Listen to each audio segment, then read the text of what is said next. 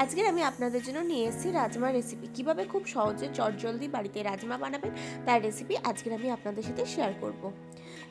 এটি তৈরি করার জন্য আমি রাজমাটাকে সারা রাত ভিজিয়ে রেখেছিলাম। এবার প্রেশার কুকারে রাজমাটাকে দিয়ে দিচ্ছি, দিয়ে এটাকে ঢাকনা বন্ধ করে সিদ্ধ করে নেবো। দেখুন সিদ্ধ করে নিয়েছি। এবার কড়াই সর্ষের তেল নিয়ে গোটা জিরে, গোটা গরম মশলা, তেজপাতা ও শুকনো লঙ্কা ফোড়ন দিয়ে খুব ভালোভাবে ভেজে নিতে হবে।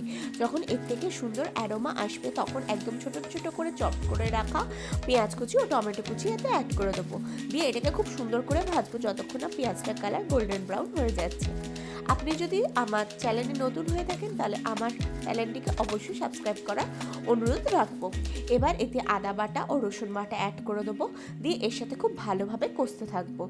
মশলাটা যখন খুব ভালোভাবে কষানো হয়ে যাবে তখন এতে পরিমাণ মতন হলুদ গুঁড়ো, লঙ্কা গুঁড়ো, জিরে গুঁড়ো, স্বাদ অনুসারে লবণ অ্যাড করে দেবো। দিয়ে সমস্ত মশলা দিয়ে খুব ভালোভাবে কষতে থাকবো। সমস্ত মশলাটা খুব সুন্দরভাবে কষে যখন আসবে তখন আমি এতে সামান্য একটুখানি জল অ্যাড করে দেবো, দিয়ে মশলাটাকে আবারও কষতে থাকবো। এইভাবে যখন মশলাটা খুব সুন্দর কষানো হয়ে যাবে সিদ্ধ করে রাখা রাজমাটাকে আমি এতে অ্যাড করে দেবো, দিয়ে এই মশলার সাথে আবারও ভালো করে কষতে থাকবো। এই সময় গ্যাসের ফ্লেমটাকে একদমই লোতে রাখবো। লোতে রেখে মশলাটাকে খুব ভালোভাবে কষাতে থাকবো। মশলাটা 2-3 মিনিট কষিয়ে নেওয়ার পর একটা স্ম্যাশ করা আলু এতে অ্যাড করে দেবো। দেখুন আলু স্ম্যাশ করে আমি এতে হাত দিয়ে অ্যাড করে দিচ্ছি। এবার আলু আর রাজমা সমস্তটাকে এর সাথে খুব ভালোভাবে আমি কষিয়ে নেব। এইভাবে আমি 3-4 মিনিট মতন কষিয়ে নিয়েছি।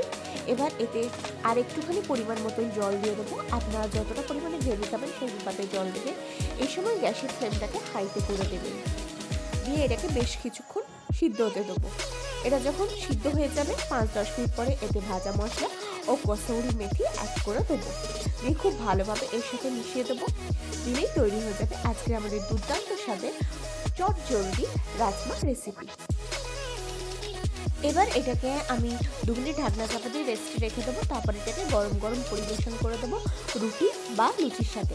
এটি ভাতের সাথেও আপনারা ট্রাই করতে পারেন, দুর্দান্ত টেস্টি লাগে। আশা করি আজকের ভিডিওটি আপনাদের ভালো লেগেছে।